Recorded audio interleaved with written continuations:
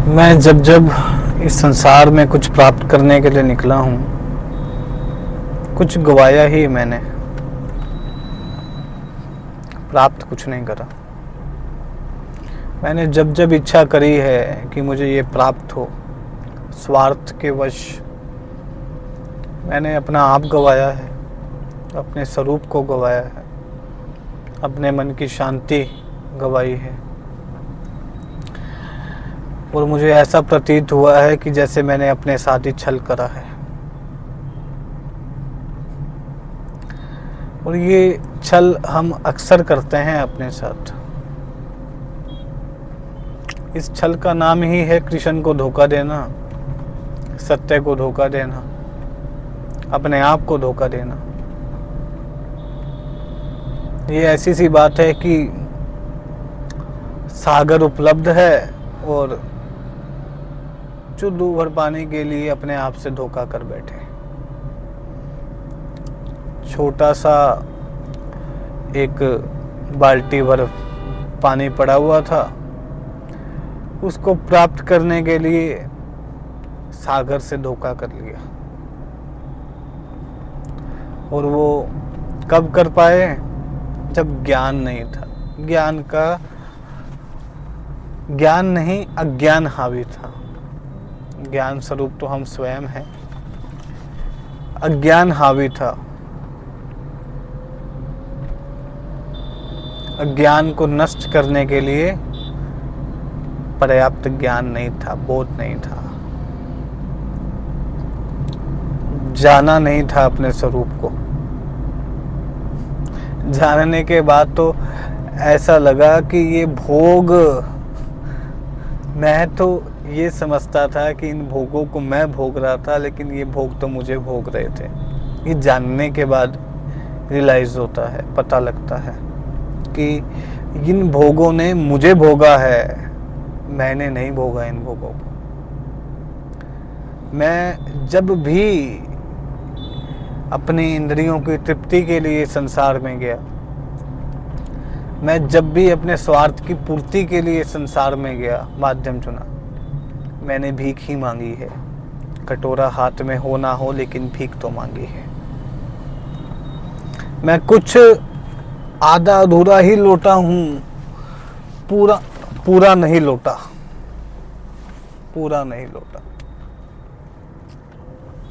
मैंने अपने स्वरूप का कुछ खोया ही है जब भी संसार में कुछ मांग करने के लिए गया।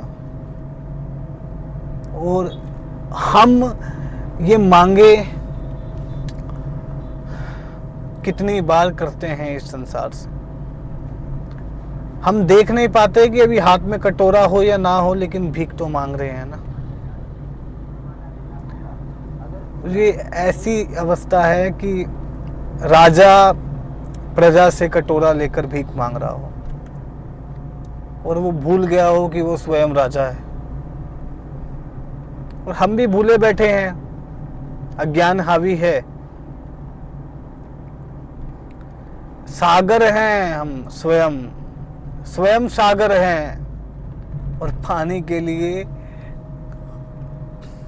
भीख मांग रहे हैं। कटोरा हाथ में तो नहीं है, लेकिन मांग रहे हैं कि मुझे तृप्ति दे दो, मुझे संतुष्टि दे दो। माध्यम धन हो सकता है, माध्यम स्त्री हो सकती है, माध्यम कोई भी आपकी इच्छा हो सकती है, लेकिन तृप्ति के लिए इस संसार के सामने भीख मांग रहे हैं।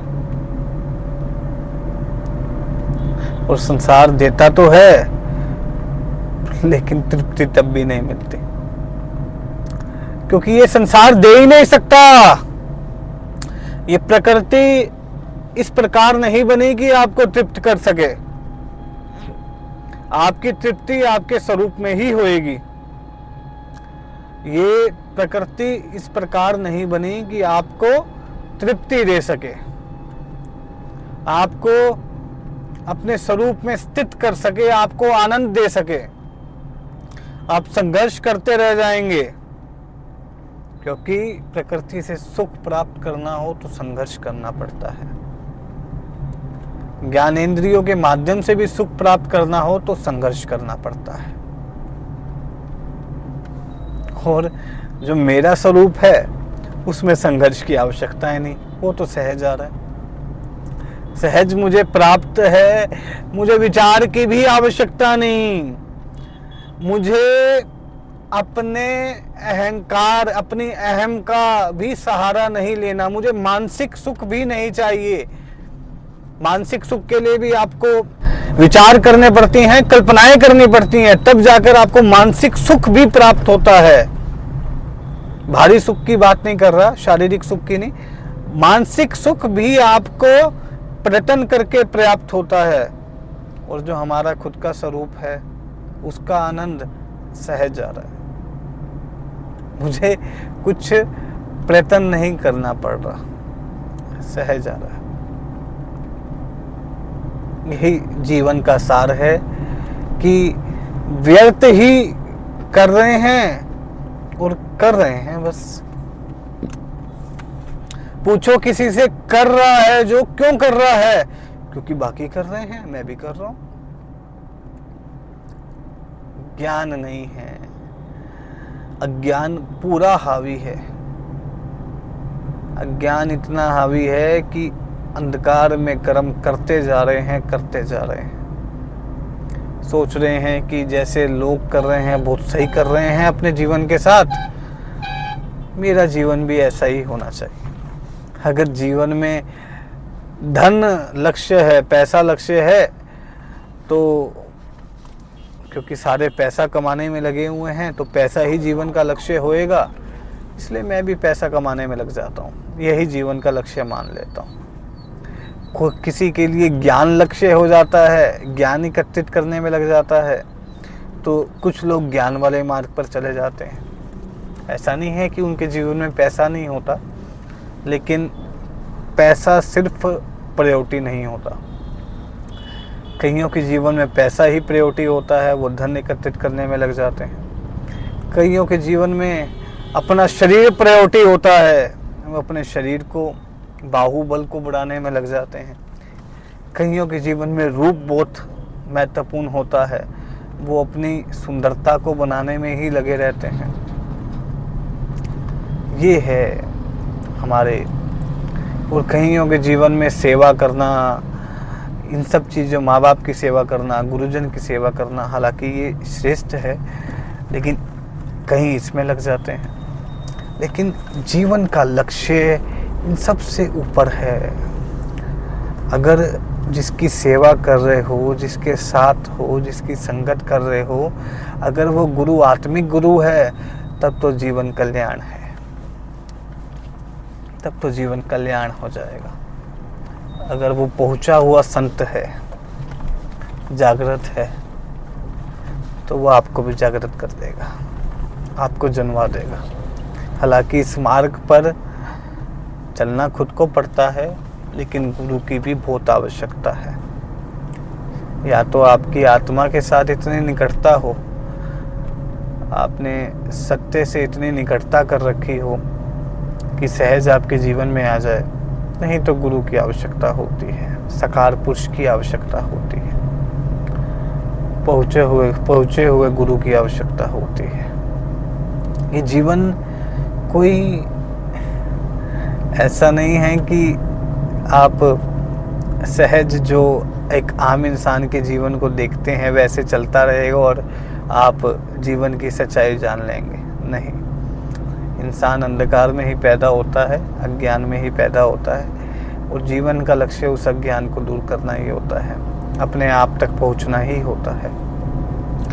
और अपने आप तक पहुंचेंगे तब आप जानेंगे कि यही जीवन का लक्ष्य भी था और इसी पर जीवन समर्पित भी होना चाहिए।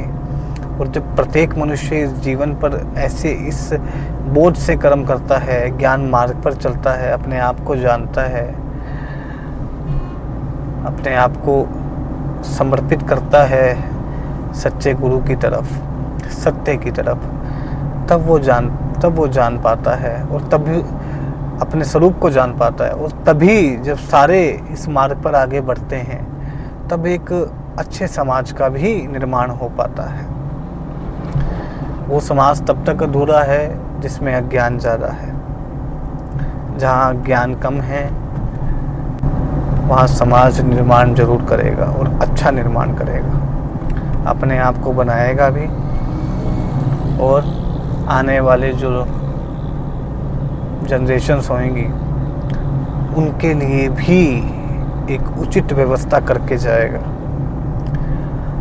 हमारे जो बड़े हैं कबीर साहब जी, हमारे जो बड़े भगवान श्री कृष्ण, भगवान राम, वेद व्यास जी, आदि शंकराचार्य जी, इन सब ने हमारे जीवन के लिए, इन सब ने मानव जाति के लिए बहुत कुछ करा है, बहुत कुछ करा है।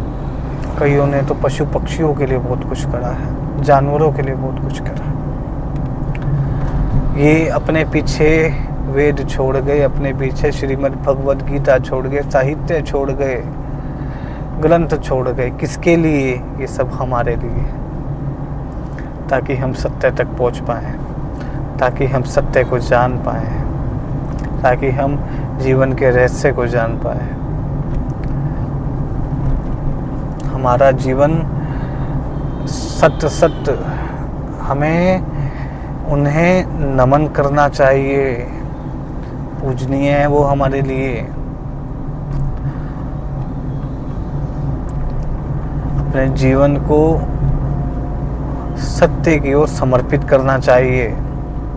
यही हमारे बड़े भी हमसे चाहते थे। उनसे महान कौन हुआ है?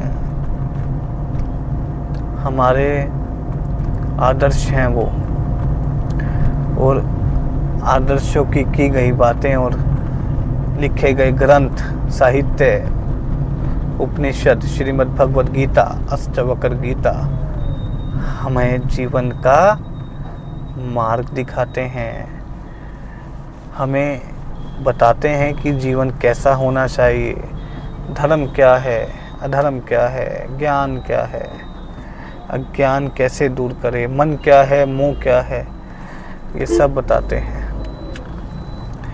ये सब हमारे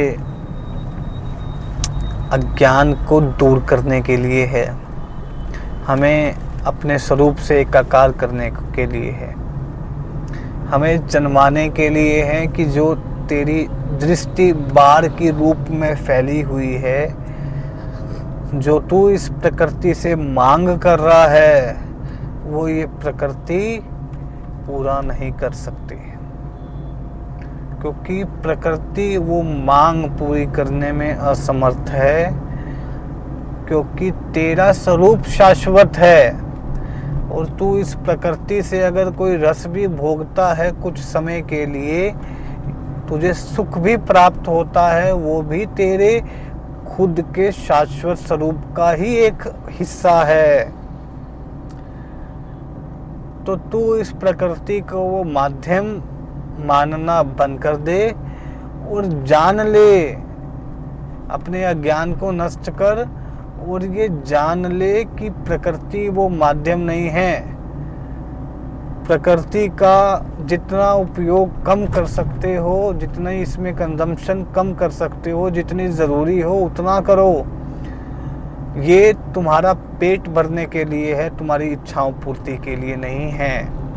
और ज्ञान इसी के लिए है, ये जान लेना कि मेरे प्रत्येक स्वार्थ पूरे नहीं कर सकती ये प्रकृति, ये उतने ही कर सकती है जितना इस तन को ढकने के लिए और इस पेट को पालने के लिए आवश्यकता है। इससे आगे की राह मुझे भीतर प्राप्त होएगी, और वो भीतर ही खोया है तो भीतर से ही प्राप्त होएगा। मैंने समाज के प्रभाव में मैंने उसे खो दिया ज़्यादा, अब भीतर से खोया है तो भीतर से ही प्राप्त होएगा। भीतर ही है माध्यम। और भीतर कैसा? भीतर मतलब अपने मन को जानना, अहम को जानना, इंद्रियों को जानना, बुद्धि को जानना और इनमें ज्ञान के सहारे से आप बांट सको, जान सको कि तुम्हारा उच्चतम, तुम्हारा खुद का स्वरूप क्या है। जब ये जान लो तो जानने के पश्चात अब अज्ञान में नहीं वर्तना, अब वो भूल नहीं करनी जो भूल पहले कर रहे थे। श्रीमद् भगवद गीता साहित्य, वेद, उपनिषद, ग्रंथ वो आपको सत्य के नज़दीक लाने के लिए है, यानी आपका ज्ञान दूर करने के लिए है, आपके मन के बारे में है, अहम के बारे में है।